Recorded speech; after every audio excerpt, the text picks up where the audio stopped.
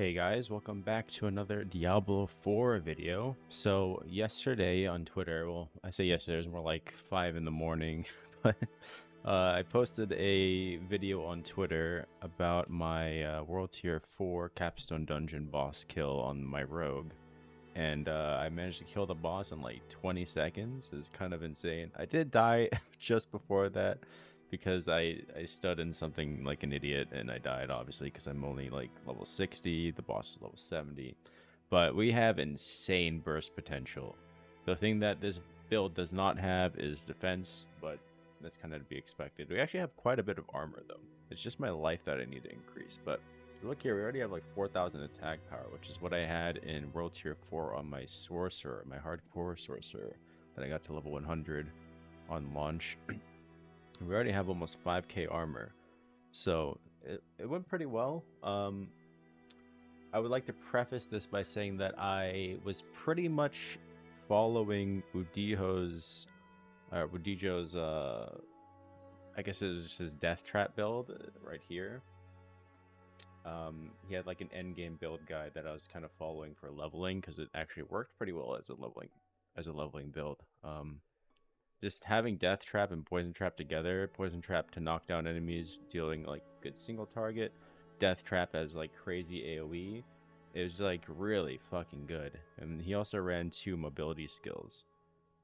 Now, when I got to Tier 4 Capstone Boss, I was missing 2 parts of this build. I didn't have the Frostbitten aspect, and I didn't have a couple other things that he was using for this build, like the Umbral. I didn't have a good Umbral. It's probably no reason to use the level 1 version where it's only 1 resource. So I was like, you know what? Maybe I should try to get some single target on the build, because right now I'm pretty much just only relying on Poison Trap plus Twisting Blades for the single target. And I remembered that there was this awesome poison build that was used to kill Uber Lilith that Rax actually made his own version of down here. And I was like, you know what? What if I just add poison imbuement to the build? Because I had a bursting venoms aspect saved for later. And then I realized, wait a minute, I want an ancestral version because it buffs the damage of it, right? Because the one I have right now, it's only like, what, 2,000 damage? Let me see. Where did I even put it? Oh, here we go. Yeah, mine only does like 2,000 damage, so in World Tier 4, I want to replace that anyways with an ancestral version just to have more damage. I was like, well, it might be insane on the boss, so I tested it. I put this on, and then I put on a corruption aspect. Your imbuement skill effects have 30% increased potency against vulnerable enemies, which rogues have the best way of inflicting vulnerable with our puncture skill, right? And I tested it in some dungeons beforehand, and it was insane damage. So it worked out in the end. It worked out really nicely. Sadly, I did have to get rid of dash, so we only have 1 mobility skill. But I think this build still holds up really well in content. I was actually playing a bit today in Ancestral, trying to farm Ancestral gear in World Tier 4. I managed to pick these up like right away within 30 minutes. So the only thing I've really changed was the Penitent Greaves on the build. I just got these, I put them on, I was like, oh, that's so good. They rolled 812 item power, that's so lucky. Which will then synergize well with Frostbitten aspect if I manage to get it. So I might be going back to Death Trap. We'll see what happens. But other than that, I haven't changed anything else aside from a little bit of the paragon boards. I kind of just flipped this over. So instead of grabbing Deadly Ambush right away, I just flipped it. And we're going this way instead. I'm probably going to go back and grab Deadly Ambush again because we are using traps for now. But this was more for the poison build. So I was testing out some things. Alright, anyways, let's go over the build in depth, though. Let's start with aspects, so I can show you what I'm using, why I'm using them, etc. So with the helmet, we are using the cheat aspect, which says you take a certain amount of less damage from crowd-controlled enemies. We're always CCing enemies, especially with Poison Trap, which knocks them down. So this is really nice to have, on top of some stun potential with the new Malignant Hearts that we have, which I'll go over later. Uh, Whenever a crowd control enemy deals direct damage to you, you gain movement speed, which helps you get out of mechanics like on death effects and other AoEs and stuff. It's really useful. Then, of course, you want to run a disobedience. This aspect got very nerfed. It used to stack up to, I think, 50%, and now it's down to 15 to 30%. Just try to find one that's pretty high rolled. I sadly couldn't find one that was high rolled, so I just used the 18%. But if you can get closer to 30, it'll be nice. I am considering replacing Disobedience this season with something else because it did get really nerfed. I wonder if there's better ways to get damage reduction, but we'll figure that out. But yeah, this is your main form of damage reduction. It helps you stack armor like crazy, and armor is like the best defensive skill in the game, or defensive stat, I should say. Then on the gloves, we would normally be running Frostbitten for the Death Trap build, but instead I found a nice Exploiters. So I put that on, which has 20% increased crowd control duration, and while enemies are unstoppable, like a lot of elites become unstoppable after you've already CC'd them a few times and bosses and whatnot, you deal increased damage to them. So that's just more damage for single target. And then, of course, we have a might aspect. Your basic skills grant 20% damage reduction for some time. We do pretty much spam puncture to apply vulnerable, so the rotation's kind of like puncture to vulnerable and then start spamming your other abilities. And then you kind of just want to be weaving punctures in every now and then to build energy if you need it, or to just keep this up. Ideally, you want to have one higher rolled so that you aren't having to replace it every 2 seconds, but it's fine. It worked out for me. And then on the boots, I had something that was pretty unnecessary. It wasn't anything crazy, so I actually don't even remember what it was. Just put on anything on the boots, really. It'll be good. Anything having to do with crowd control or stuff like that will be nice. But if you can find a penitent greaves, holy shit, dude. They're so good. Because chill is considered crowd control in this game, not just freeze. So this will synergize with anything that we have that says crowd control. And then you just deal more damage to enemies that are chilled, and they will always be chilled in melee range because it just applies this trail of frost everywhere. I use these on my hardcore level 100 sorcerer as well, because just having constant chilling just enables so many build effects. Let me see if I can show you what this exactly does. It doesn't seem to work in town. If I come out here, will it start showing it?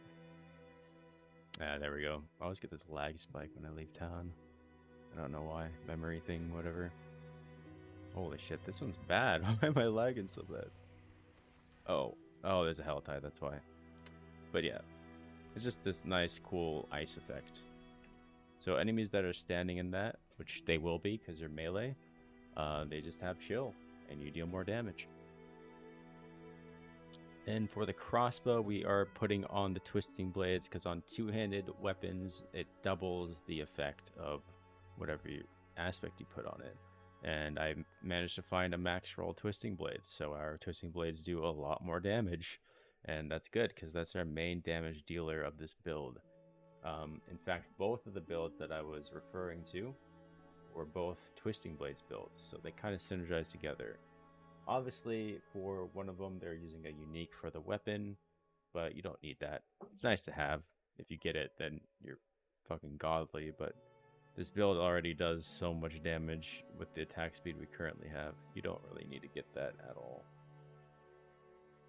So uniques for this build really aren't mandatory, which is nice. So if you're new to the game or you're not very lucky like I am, just, you can use this. You don't have to worry about uniques. All right, then the other two weapons, like I said, I put bursting venoms on this one because I had one. And then you want to get accelerating somewhere on your build as well. Crit strikes with core skills increase attack speed by up to 25% for 5 seconds. This is how our twisting blades are just fucking melting bosses. It's ridiculous how much attack speed we get from this. And we're pretty much always critting, especially with... is this just damage? I think this is just damage, but... We have ways of applying crits very often. And of course, you want to get Edge Masters somewhere. You don't have to put on the amulet. You can put one of these other things on an amulet for the 50% increased amount. But I found a max rolled Edge Masters amulet, and I was like, well, it already rolled it on it, so might as well use it, right? So that's what I have. And then on the rings, you want to have blast trappers and whatever else. In this case, I'm using corruption, like I said earlier, because it's just insane with the poison imbuement. And then blast trappers, because we're a trap build, pretty much. Another max rolled one. Lucky hit, dealing direct damage to enemies affected by your trap skills, has up to a 50% chance to make them vulnerable for 3 seconds. So we don't have to fully rely on puncture to play vulnerable. Sometimes this will do it for us, which is really good for AoE, for large packs and stuff where you can't always be hitting with puncture all the time. Let me move to a non-hell tight zone just so I can maybe showcase some of the abilities and whatnot. And we actually can pretty comfortably take on enemies. Like, I just melted that pack like nothing, just like butter. Let's go ahead and do this event real quick, just to show a little bit of what we're doing here. So you can see that we're knocking down enemies with poison trap. So you pretty much want to always be putting poison trap down whenever you see it up. And then death trap to pull enemies in to the poison area. And then if we're lucky, we get that 10% chance on crit to summon a poison pool. This gets a little treacherous, but you can see we're like stunning constantly, right? And that's because of one of the new malignant hearts that we're using. Pull them in, burst them down. That's the way to do it. This is a Diablo build, man. Big burst damage, very glass cannon. I missed the poison trap. But you know what? We don't even need the poison trap, because look at that. It's already dead. I can walk away and it'll die. Just the poison. Oh wait, can they not die to poison? Okay. There it is. That was a level 75 event. And I have managed to do a couple dungeons already as well. It's very, very, very, very strong. I don't think I've ever had this much damage before, ever. But yeah, so the rotation is basically get in there. If you have time to prep first, you want to put down both traps because they only arm when enemies step into them. Then you want to place puncture to apply a vulnerable and also to get your 20% damage reduction, right? You want to poison imbue. And then if you're far away, you want to use Shadow Step onto the target because it'll give you stun. And on bosses, that's really useful for stacking their stagger meter. Otherwise, you just use puncture and then you spam Twisting Blades, right?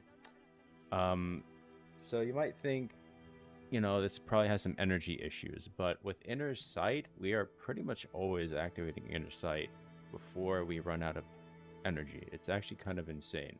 Even if we're not always hitting the Inner Sight target, like against non-bosses, when we use Death Trap, it pulls all the enemies towards us, so that we kind of just burst down all the enemies. So that means if we manage to kill an Inner Sight target, that target switches to another mob in the area, then another mob, then another mob, then another mob. We kill all of them, instantly activating Inner Sight. We never really have to worry about energy problems at all. The problem with Inner Sight usually would be that with Twisting Blades, you'd have to be moving around a lot in order to kill the enemies that have it. But yeah, with this, we don't have to worry about it at all. We just pull it in, and we trap them, and we burst them down with Poison Imbue. Now, if we're lucky... what is this guy doing? If we're lucky, this will trigger. On lucky hit, so we have to activate the lucky hit, then on crit, which is kind of awkward, but it does happen more often than you think. Crit strikes with poison imbued skills have a chance to create a toxic pool that deals damage over 3 seconds. Now, that's not that great, but what is great is the next line. While standing in the pool, your poison imbuement skill has no cooldown and no charge limit, which lets us just continuously activate this thing like crazy and lets us spam our Twisting Blades with poison imbuement. And then we can even proc more pulls off that, I think, as well. So It's just really nice with the pull-in effect and everything. We put a pull down on crit, and then anything that's pulled in is also getting poisoned by both the poison trap and the imbuement effect from the pool. So that's pretty nice. Then we have our Shadow Step, which you want to either use as an engage or a disengage, or just to get out of Unstoppable. I recommend always having Shadow Step up when you're in a fight and not using it too often, just for damage. If you know that you can burst the boss down, then use it on cooldown, because the stun will fill that meter up pretty quick on the staggered, letting you stagger them faster. But most of the time you'll kill bosses without even needing the stagger, which is nice. So now we've gone over the rotation. Let's go over the skill tree real quick. All right. So we pick up Puncture. We get both of these because this is how you get vulnerable. Hitting an enemy with at least 2 blades at once makes them vulnerable for 2 seconds. You might think that's pretty bad, but we're pretty much always melee. This does shotgun. I can't even do it again, but the Puncture does shotgun. So if you're standing next to an enemy and all 3 blades are going out, they will hit the same target, which procs that very, very easily. Then for the core skills, we just max Twisting Blades. Highly recommend getting +2 Twisting Blades on your gloves if you can. I did have some, but the gloves I'm currently using are better. I'll go over why after this when we talk about the actual stats on the gear. But you want to go for Advancing Twisting Blades because you want to reduce the cooldown on that as much as possible. Now, for the passives, you do want to pick up all of these. You'll see some people use all 3 points of this, which you can do. But for me, I took points out in order to spec into Poison Imbuement, because we don't really need the movement speed since we're kind of just standing still when we actually get our damage going. Sturdy is fantastic. If you can get all 3 points in, do it. But I think Siphoning Strikes is a little better, even though they did nerf this by making it require a lucky hit. It's still our main source of healing. Get a Shadow Step. Get Methodical Shadow Step for the stun. You could use Discipline, but the stun honestly is very helpful. You do want to get Weapon Mastery if you can. It's not that needed, but it is nice because it gives you the 15% increased crit strike damage from the crossbows, and then on swords and daggers you get their own bonuses as well. If you'd rather roll into other things, like I could take 2 points out of this, put them into Sturdy, vice versa, whatever you want to do. I could even activate this if I want, but it's not all that necessary. I did take 1 point of Concussive, 1 point of Trick Attacks. You will see in the other builds that I'm going to link that they probably took all the points here. I don't think you need all of them. I don't think they're like that mandatory. But it is a nice little bonus when you do get the crit strike chance. Honestly, it might be better to max this because we are knocking down constantly with Poison Trap. But anyways, let's go over the Subterfuge skill tree, which before I go over that, you do want to get an aspect that is called Synergy, which makes it so that your agility and subterfuge skills grant bonuses off each other. I never found one, which is partially why I went for this build instead with the Poison Imbuement and the Corruption. But if you do manage to get a Synergy, put it on some piece. It'll be very helpful. So yeah, we just take Poison Trap and we take Enhanced Poison Trap for the knockdown. You don't really care about either of these that much. It might be useful to grab this one or something, but we don't need this one because of the our gloves, or sorry, because of bursting venoms. We don't need that at all. And then I did grab Exploit and Malice. You'll pretty much always be grabbing these two maxed out because they're just the best bonuses that rogues have to offer. Then I did grab Poison Imbuement, Enhanced Poison Imbuement, and the Mixed Poison Imbuement. I don't know if one of these are better than the other. I just went with this one because I figured, oh, double, that sounds good. That's pretty much it. I have no idea which one's better though, because we are critting a lot, but I don't know, lucky hit double the amount of poison damage. It feels like that's like significantly more poison damage. And then you do want to get debilitating toxins for damage reduction, which is one of our only sources of damage reduction. Get deadly venom because we're doing a lot of poison damage. You don't have to grab the full thing, but if you want to, you can. Alchemical advantage, just grab 1 point. The attack speed increase is nice. It goes up to 15%, which is nuts. And you don't.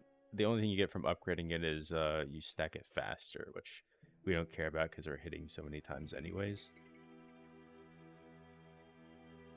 We're down to ultimates. This is where you get Death Trap. You definitely want Prime Death Trap for the pulling in. You don't necessarily need Supreme Death Trap. I think it's nice because you just have it up more often. Which then lets us benefit from Aftermath, which lets us restore energy after using an ultimate skill, which feeds into the energy starvation problem. It kind of fixes that on top of Inner Sight. So if we don't have Inner Sight up, we at least benefit from this whenever we use Death Trap. You want to grab Trap Mastery, because this makes us do more damage with traps, more crit strike chance, against vulnerable or crowd-controlled enemies when Poison Trap and Death Trap are active. So this gives us a fuck ton of crit strike chance. Very nice. Grab Innervation. It doesn't seem that useful, but when we do Lucky Hit, we get more energy back. It fixes the mana hungry issue. Sorry, energy. Grab Adrenaline Rush for more energy regen. Grab Impetus if you want. You don't need to have it because we're kind of stationary, but honestly, yeah, you don't really need this. You could put that here or something, but I kind of like it just because when we are moving around pack to pack and stuff for hell ties and whatnot, it's kind of helpful. And then grab Haste to fix energy problems again, give us movement speed, give us attack speed. And last but not least, we grab Exposure, which is the main skill that you want in this build. On Lucky Hit, dealing direct damage to an enemy affected by a trap skill, which we have 2 of, has up to a 25% chance to reduce the active cooldowns of your trap skills by 20%, or drop a cluster of exploding stun grenades, which is CC, which does damage, which we don't care about. Stuns enemies for 0.5 seconds. When that activates on bosses, it fills that stagger meter like crazy. And this would synergize with the Frostbitten aspect, which I believe says something about like chilled enemies hit by your grenade skills have chance doubled by your crit chance to become frozen, and you deal more damage to frozen enemies, something like that. So you do want to grab Frostbitten if you can find it. But if you don't have it, you can do my version, which is Poison Imbuement. So this will reduce the active cooldown of our Death Trap as well, even though it's an ultimate. That's how we are able to spam both of these like constantly, which is insane because both of them technically have a form of CC. This one pulls them, this one knocks them down, pull them into the knockdown. If you're just constantly pulling enemies in and knocking them down and then stunning them with this, they're not going to be able to hit you. And that's why we don't need to worry about defensives too much. All right. And then in terms of Paragon tree, you just want to do the usual thing. You go up here, you grab damage and life. Go up here, you grab this glyph socket. Depending on what you put in here, you want to get different bonuses, but you do want to grab both the rare nodes because they're nice bonuses. Armor is actually really strong in this game. Pick up armor whenever you can. Then we go up here, we grab this stuff. Now, in the version that I did in World Tier 3 against Elias, I did actually start, I think, here. And then I went to Slayer, grabbed this, and then path up here, grab this, and then grab both of those. This kind of just saves us the points since we don't necessarily need Deadly Ambush in endgame. But if you're not in endgame, pick that up. Okay. Last but not least, let's go over the new system, Malignant Hearts. So, there were a bunch of different things that I was considering with Malignant Hearts. But what I'm currently using is I'm using an orange socket, a pink socket, and a blue socket. We're not using any Wrathful Hearts, even though I do have one. I think they like give you one or something later, but We are using the Vicious Heart for Lucky Hit. You have a 20% chance to launch 4 stun grenades that deal damage. We don't care about the damage. And stun enemies for 0.5 seconds. So that kind of stacks with the our key passive Exposure, which also does the same thing but with a lot more damage. So we're just constantly throwing out stun grenades, constantly filling up the stacker meter. That's why I took this one over the other things, which could be like Chain Lightning or I don't remember what else. This one just seems like the best one. And then for the pink socket, I am currently using the deal damage, fire damage to surrounding enemies whenever a crowd control effect is removed from you. Not totally necessary. You can use something else. In fact, I would recommend using 2 blue sockets instead, because the blue sockets have your defensive stuff, and that's kind of what this build lacks is defense. Speaking of, we're using the blue socket Brutal Heart for up to 20% of incoming damage is instead suppressed when you use a defensive Subterfuge or Macabre skill, which we are using Subterfuge on Poison Trap. All suppressed damage is amplified by 250% multiplier and explodes, dealing up to 10,000 fire damage to nearby enemies. Now, I was testing this mostly as while I was using it. I don't understand the ability at all because, like, I don't know. It just doesn't do any damage. I don't know why. It might be worth using just for the 20% suppression of damage. I don't know, but the damage that it doesn't seem to be working properly. Especially since we are pretty much spamming Poison Trap. And ideally you don't want to be getting hit at all. So we aren't taking a whole lot of incoming damage, which is why I think that the damage doesn't really work. It doesn't really say... It says that all suppressed damage is amplified, but I don't know how much damage I'm taking. So it's kind of hard to guess on this one. I would instead recommend to put in the Decoy Totem. Whenever you use a Subterfuge skill, which is our Poison Trap, you leave behind an unstable Shadow Decoy Trap that taunts enemies. The Shadow Decoy Trap will explode after 4 seconds, dealing up to 6,000 shadow damage at level 4. Cannot occur more than once every 5 seconds. That's okay, because you don't need it more than 5 seconds, because it lasts for quite a while. So yeah, every time we use Poison Trap, every 5 seconds, it just spawns one of these things. And it's kind of insane. In fact, I'm going to replace this now.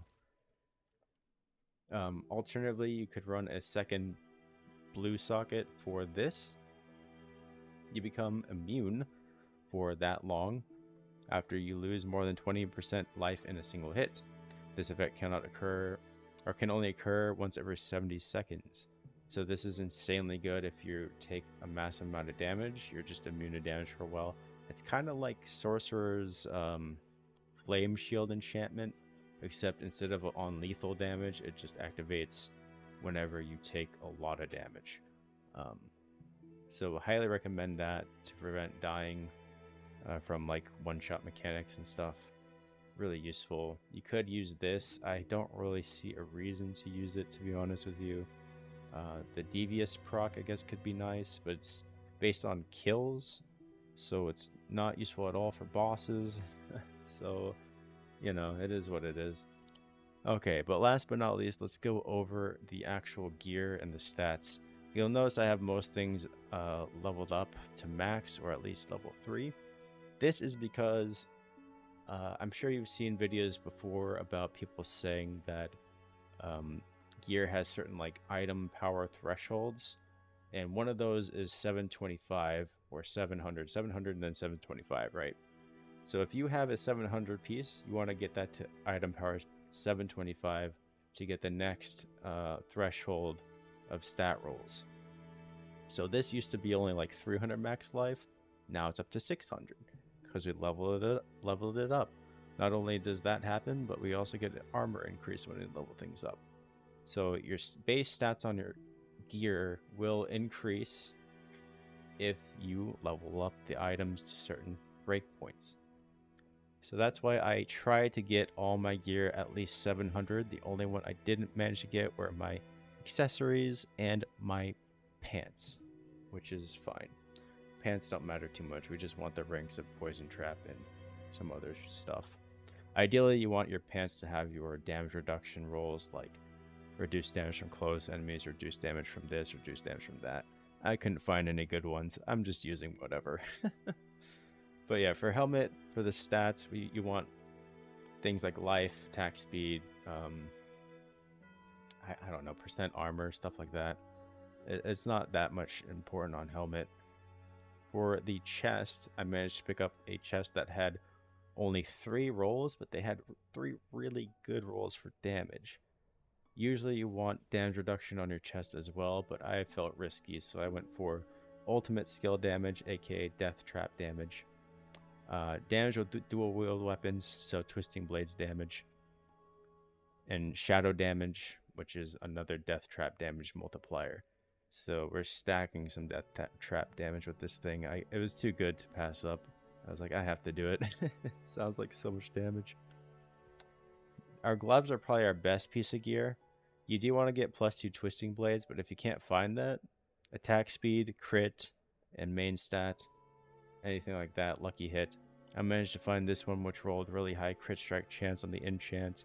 It rolled attack speed, and then it rolled another attack speed after dodging.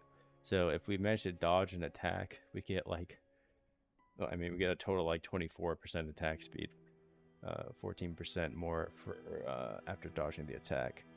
Attack speed is everything for us.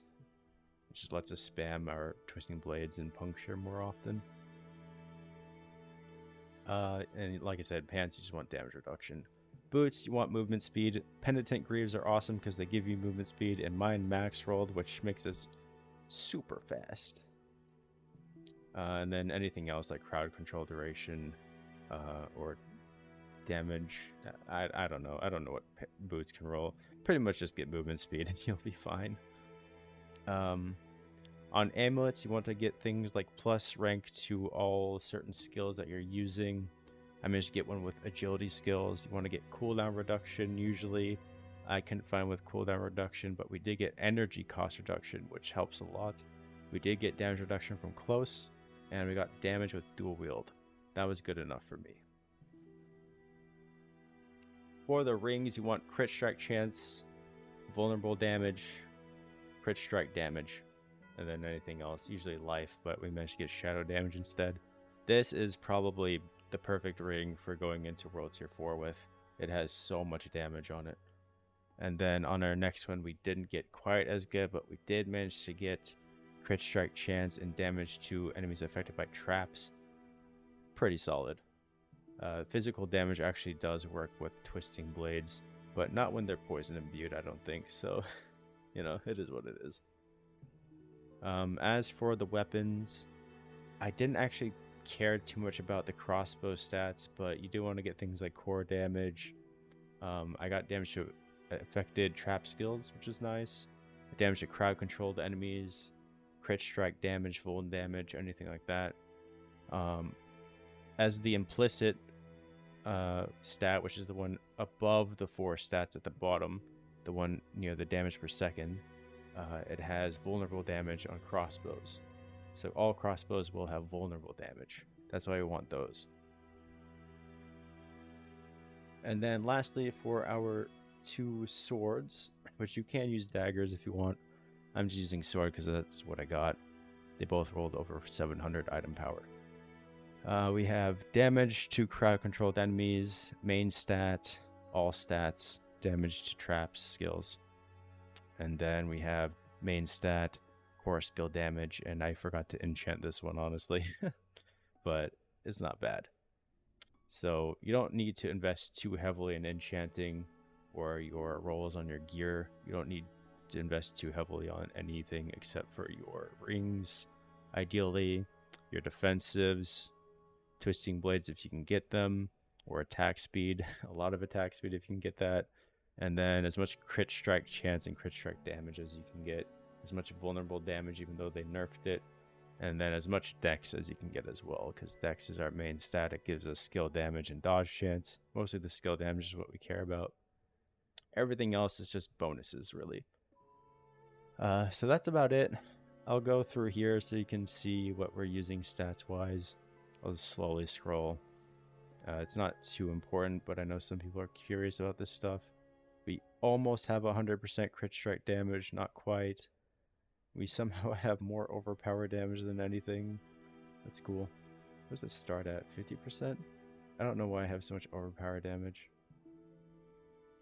Damage with trapped is nice. Damage with core, damage with shadow, and damage with poison are all fantastic. Big armor. Get as much as you can. Dodge chance isn't very useful on gear, but there is a paragon thing later on you can get, which gives you like 100% dodge chance when you use a certain skill or something. I think it's like when inner sight procs or something like that. It's crazy. And then if I were smart, I would be stacking this, but I'm not very smart. So there you go. Tons of movement speed. God damn. Alright, well that's pretty much all for this build. So thanks everyone for watching. I will update y'all whenever I start putting on more ancestral gear and pushing higher dungeons and stuff. Probably around level 80 if I have all my ancestral gear up. I'll probably update y'all on how the build's going, if I made any changes. I already have 2 weapon upgrades ready. I just need to re-roll the imprints and whatnot. Actually, this one's already done, so that's a big damage increase. And then we have another 757 sword, so good things happening. All right, see y'all next time. Subscribe and like the video if you enjoyed watching, and if you subscribe, you'll know about other videos I'm uploading in the future. And also definitely check out my level 100 hardcore sorcerer video on this channel. And I will see you guys next time. Follow me on twitch.tv/rathanoob in the description below. I will be streaming this game pretty much every weekend. All right.